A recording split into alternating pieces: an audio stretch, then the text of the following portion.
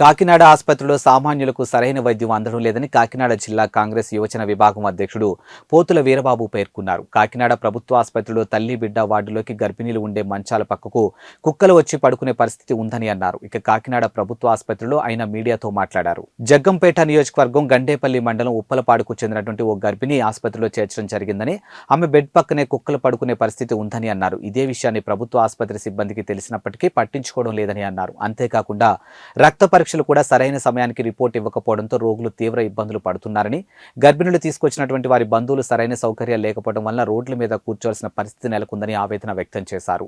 అధికారులు తక్షణ చర్యలు తీసుకోవాలని డిమాండ్ చేశారు. నమస్తే, కాకినాడ జిల్లా కాంగ్రెస్ జిల్లా యూత్ ప్రెసిడెంట్ని.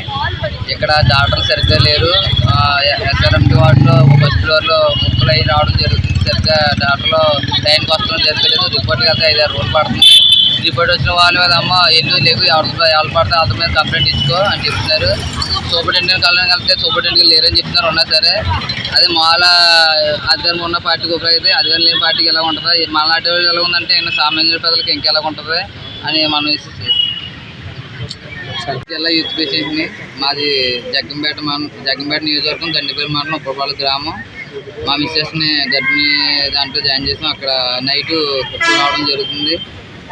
డాక్టర్ కూడా సరిగ్గా పట్టించుకోవడం జరుగుతుంది. ఇక్కడ ప్రజలు కూడా సరిగ్గా సౌకర్యం జరుగుతలేదు. గర్భిణీ పెట్టలు కూడా ఇక్కడ బయట ఇలా కూర్చోవడం జరుగుతుంది.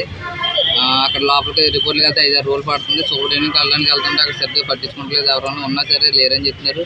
రిపోర్ట్కి వెళ్తుంటే ఎవరు పడతాను పట్టించుకోవట్లేదు. ఎవరు పడితే వాళ్ళు కంప్లీట్గా మాకు సంబంధం లేదని చెప్తున్నారు.